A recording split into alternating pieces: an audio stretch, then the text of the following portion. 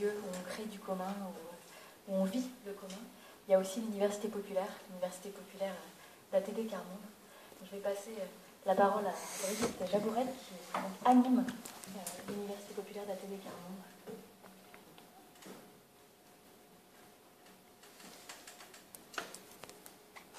Donc j'anime modestement celle d'Île-de-France, parce qu'il y en a 10 en France, j'anime pas les 10.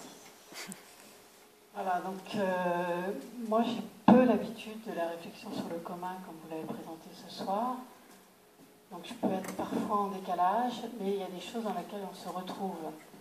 Parce que depuis les débuts du mouvement, ce à quoi le mouvement ATD Quart-Monde, ce qui m'a permis d'y adhérer, c'est le fait qu'on y parlait du bien commun, mais on y parle du bien commun à partir des personnes. C'est-à-dire que pour nous, il y a une chose qui appartient au bien commun de l'humanité, c'est l'égale dignité des hommes. Et ça ne supporte pas une exception.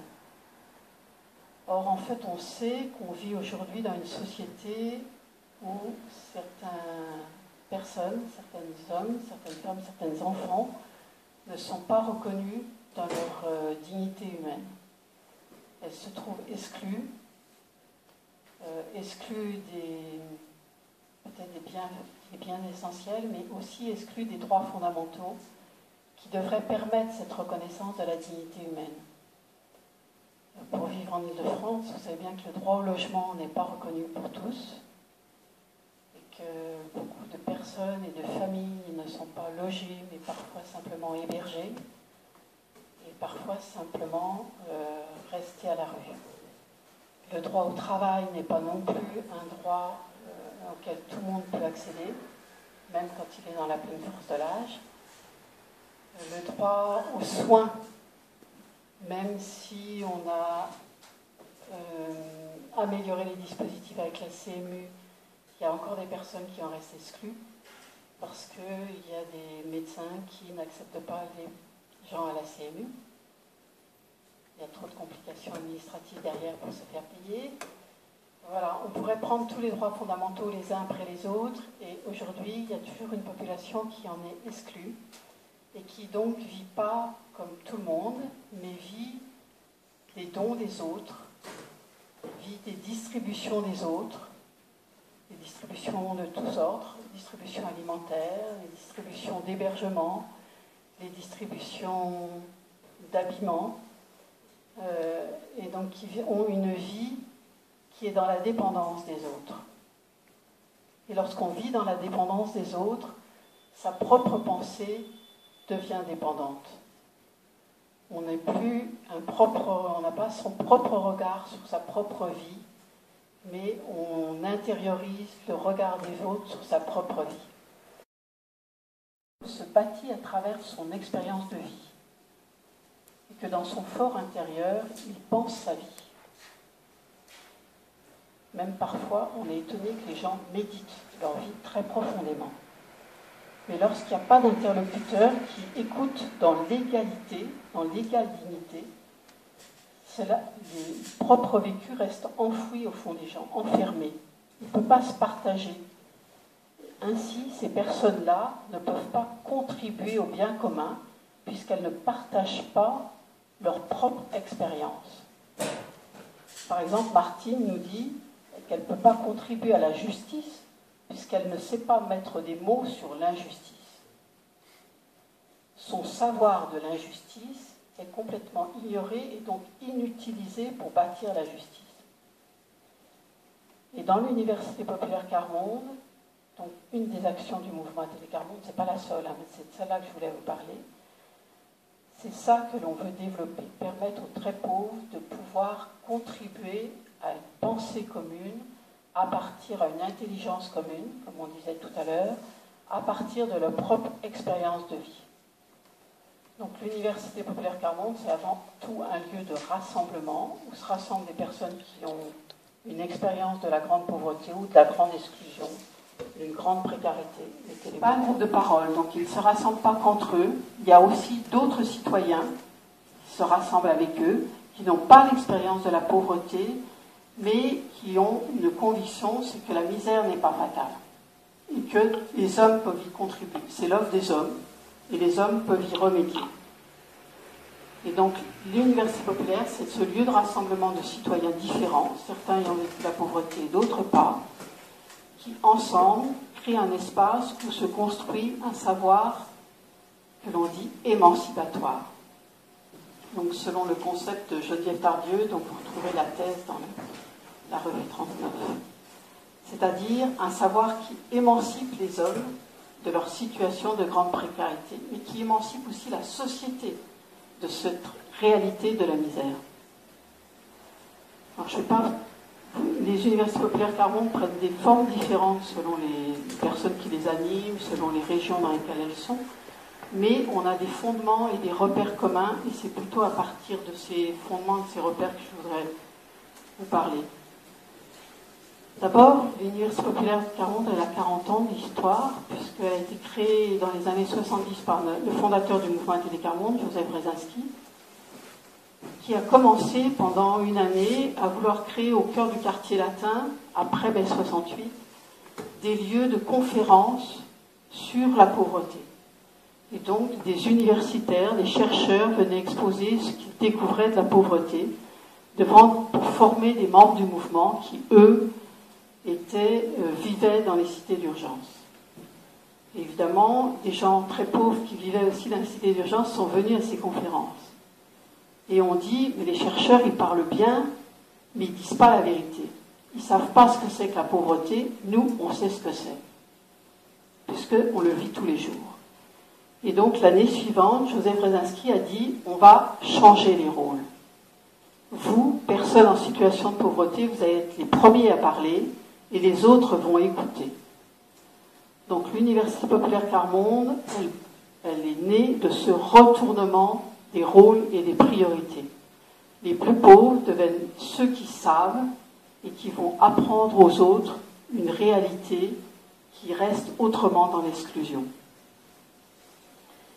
Et donc ça, c'est notre fondement toujours depuis 40 ans, c'est que l'expérience des gens en situation de pauvreté, elle est première. Elle peut être questionnée, mais elle ne peut pas être balayée. Elle est forcément au cœur de la réflexion. On a aussi, dans les universités populaires Clermont, une direction commune, c'est-à-dire que l'on réfléchit parce qu'on veut penser ensemble un monde sans misère. Ça ne nous empêche pas d'aborder tous les sujets possibles et inimaginables qui sont aussi dans ce que vous parlez, ce que vous dialoguez, ce que vous pensez.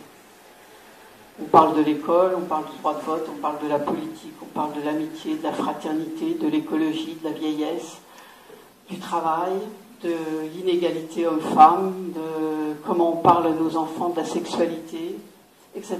Tous les sujets possibles, mais dans le but de créer ensemble un monde sans misère. C'est-à-dire que la référence reste toujours ça. En quoi ce que l'on dit n'exclut personne. En quoi ce que l'on dit bâtit un commun dans lequel chaque homme est présent. On a aussi un esprit commun. C'est-à-dire que chacun parle à partir de son expérience de vie. Alors, c'est facile pour personne. Pour les gens qui sont dans des situations de grande pauvreté, vous l'avez entendu tout à l'heure par le biais de Martine, ils n'ont pas forcément les mots pour dire ce qu'ils vivent. D'autres ne l'ont jamais donné les mots justes. Donc pour eux, la recherche de trouver les mots pour dire son expérience de vie est un travail. Un travail qu'ils font d'ailleurs en petits groupes. Je reviendrai peut-être dessus après si vous voulez. Pour ceux qui ont eu la chance d'être instruits, d'avoir beaucoup d'informations, d'avoir accès à plein de lieux de réflexion, partir de son expérience de vie est aussi quelque chose d'inhabituel. C'est savoir regarder sa vie au-delà ou en deçà de tout ce que d'un savoir qui peut être immatériel, véhiculé par d'autres mais qu'on n'a pas forcément intériorisé. Et ça demande aussi tout un travail pour ce groupe de citoyens. Et donc cet esprit de dire on part de son expérience de vie, on y tient beaucoup parce que c'est ce qui met tout le monde à égalité dans une assemblée où on est très inégalitaire, d'emblée. Mais là, comme chacun, c'est notre point de départ. On a ce même point de départ. Et c'est ce qui gomme cette inégalité de ne pas avoir le même niveau d'instruction. Parce qu'à l'université populaire, il n'y a pas de prérequis à ce niveau-là. Tout le monde peut venir, même si on ne sait pas lire, pas écrire. On a aussi une attitude commune qui est celle du respect de l'autre. On vient avec des expériences différentes, que l'on va transmettre avec des mots différents, mais chacun a un devoir d'authenticité. Et on peut ne pas être d'accord. On est dans des points de vue différents. On va les partager, les échanger, mais dans le respect de l'autre. Et c'est en fait cette valeur du respect qui permet à chacun d'élargir sa vision du monde et de ne pas être tout de suite dans l'opposition, dans la confrontation. Je pense qu'il y a des points communs avec l'élaboration du consensus dont tout à l'heure on parlait. Voilà, donc ça c'est nos points de référence. Il y en aura peut-être d'autres, mais c'est les grands points, les 4 grands points qui permettent de bâtir l'Université populaire Carmonde. Je vous disais au départ que c'est un lieu où on bâtit un savoir, où on construit un savoir émancipatoire. Donc je m'explique un peu de ce mot. Ce qu'on appelle un savoir, c'est un savoir qui va changer les rapports, d'abord de soi à soi. Les rapports de soi aux autres, les rapports de soi au monde et les rapports de soi au savoir, qui bousculent le savoir que l'on a soi, mais aussi que la société a sur la pauvreté. Vous verrez, quand je vais dire la fin de Martine, que c'est un savoir qui construit une liberté d'agir pour le bien commun. Alors je disais un savoir qui change le rapport de soi à soi. Je vais vous citer à chaque fois des éléments de l'évaluation qu'on fait chaque année à la fin de notre année universitaire. Il y a un participant qui nous disait « Maintenant, je sais qui je suis ». L'université populaire m'a fait ma personnalité. Ça m'a fait moi. Donc il n'est plus dans la dépendance, il peut être lui-même. Un savoir qui change de rapport aux autres. Un autre participant qui dit « Je n'avais pas le courage de rencontrer d'autres personnes, tellement j'avais peur du regard des autres. Je ne parlais à personne. Aujourd'hui, je suis libre et je peux m'exprimer. » Un autre qui disait, et cela, alors on l'a entendu, mais maintes et maintes fois, « Je me croyais tout seul dans ma situation, et en venant à l'université populaire, j'ai vu qu'il y avait plus pauvre que moi, plus malheureux que moi. » Et souvent après, il y a un processus de libération. Se découvrir un commun comme ça de situation, pour les gens qui vivent exclus, c'est fondamental. C'est fondamental pour arriver à se bâtir soi-même et se bâtir avec les autres. C'est ce savoir-là qui permet de sortir de l'isolement et de l'exclusion. Il y a quelqu'un d'autre qui avait dit « Avant, nous trouvions que les gens qui avaient de l'argent étaient infréquentables. Ce qui nous a surpris, c'est que les gens qui n'ont pas connu la misère arrivent à nous comprendre. » Il y a le même type de changement de rapport aux autres chez les personnes qui n'ont pas vécu la pauvreté. Il y a quelqu'un qui était ingénieur, qui dit « J'étais habitué dans ma profession à trouver des solutions aux difficultés qui se présentaient. En écoutant les personnes en situation de précarité, je me disais « Il n'a qu'à faire ça, il fait ça. » Mais au fur et à mesure qu'elle parlait, toutes mes solutions tombaient les unes après les autres. Je voyais qu'elles n'étaient pas adaptées à leur situation. Ces personnes avaient un savoir que je n'avais pas. » Alors, découvrir que les pauvres ont un savoir, c'est un changement dans le rapport aux autres, à l'autre. Mais aussi, il y a production d'un savoir qui change son rapport au monde. Quelqu'un disait, on n'a pas l'habitude de regarder autour de nous. Il faut vraiment qu'on réfléchisse, il faut qu'on nous pose la question. À un moment donné, On ne voit même plus qu'il y a du monde autour de nous. Donc à l'université populaire, on découvre qu'il y a du monde autour de nous. Je n'admets plus qu'il y ait des gens qui soient à la rue, sans eau, sans électricité, dans les logements insalubres. Je ne le supporte plus. Voilà, c'est le début d'une indignation. Ce sont des gens, ceux qui n'ont pas connu la pauvreté, qui ignorent la misère, mais ils comprennent ce que nous on dit. Sachant qu'on donne des témoignages véritables de notre vie, ils peuvent comprendre. Voilà, donc avec l'Université populaire, c'est le début de... On vit un monde où d'autres peuvent nous comprendre. Le monde prend forme et il n'est pas simplement hostile. Il y a des possibilités de se faire comprendre. Il y a des possibilités que d'autres viennent vous rejoindre. C'est le changement du rapport au monde. Alors bien sûr, il y a un changement du rapport au savoir, je dirais de façon élémentaire, parce que c'est un lieu où il y a des apprentissages, comme l'apprentissage à l'expression personnelle, l'apprentissage au dialogue, l'apprentissage au dépassement de ses émotions pour arriver jusqu'à une pensée. C'est aussi des apprentissages tout bêtes, apprendre à parler dans un micro, retrouver l'usage de la lecture, de l'écriture. Et il y avait quelqu'un qui disait « J'apprenais, mais quand on ne sait pas qu'apprendre permet de fortifier sa personnalité, on ne le fait pas. » Ça m'a donné le goût du débat. J'ai appris à écouter et à penser, à ne pas baisser le regard quand on me parlait. J'ai pris plaisir à écouter. Je savais que c'était bénéfique pour moi. Ça change de rapport au savoir aussi parce qu'il y a tout d'un coup une conscience qu'on détient soi-même un savoir qui émerge. Et que ce savoir que l'on détient, il est utile à une construction sociale, à la construction d'une société plus juste. Il y a quelqu'un qui disait, c'est notre savoir, notre vécu en fin de compte qui devient richesse. À ce moment-là, parce qu'il est reconnu. Alors un savoir qui conduit à la liberté d'agir, non seulement pour son propre bien, mais pour le bien commun. Et là, je vais reprendre les propos de Martine. À 18 ans, j'ai rencontré Athénée Carmonde. Enfin, on me proposait un défi de taille, un combat, une lutte à mener avec d'autres et avec comme seule boussole le plus pauvre d'entre nous. C'est alors que j'ai osé, j'ai parlé, écouté, dénoncé, revendiqué, exprimé, contrôlé mes propos, réfléchi, appris à croire que je n'étais pas nulle, que mon milieu était porteur de valeurs. C'étaient des mots nouveaux qui prenaient sens dans ma vie et pouvaient aussi se transformer en action.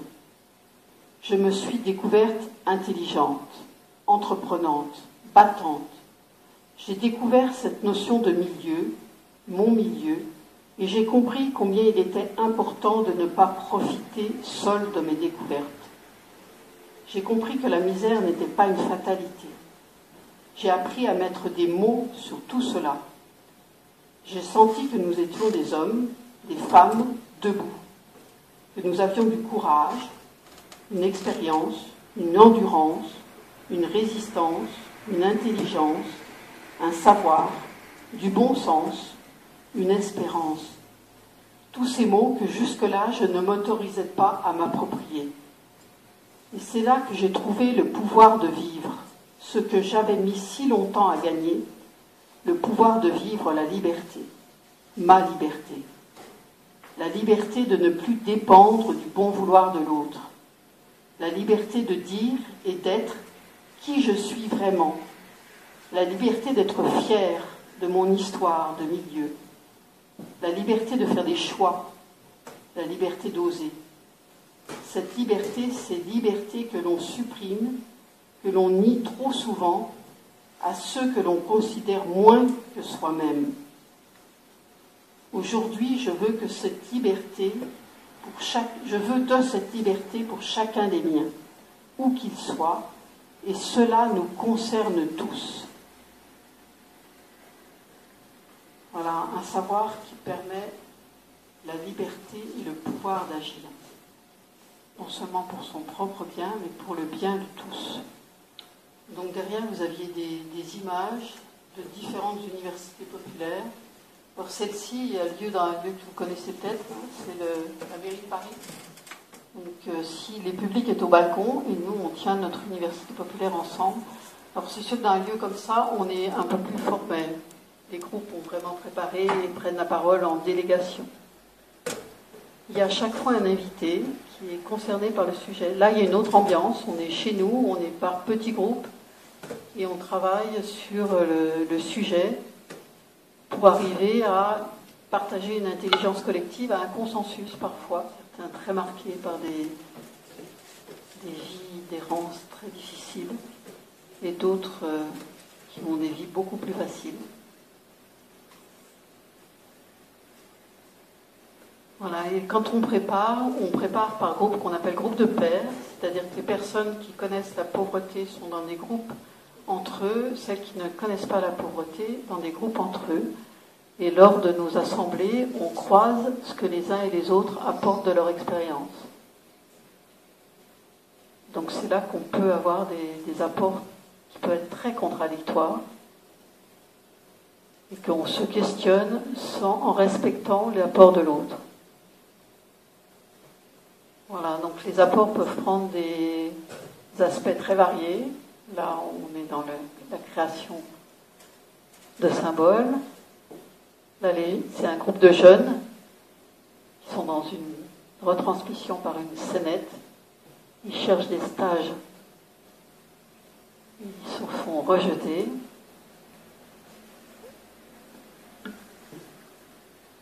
La forme peut être très très variée à l'infini. C'est pas la forme qui est là, qui crée l'université populaire. Voilà, ça c'est un peu l'agenda de l'année 2012, le début de l'année. Voilà, donc c'est pas un lieu où on élabore des politiques, on ne va pas jusqu'à la décision, mais c'est un lieu où on réfléchit ensemble en vue d'une élaboration de la politique. Pour nous, le réfléchir ensemble fait partie du bien commun, à condition qu'aucun homme n'en soit exclu. Merci Brigitte.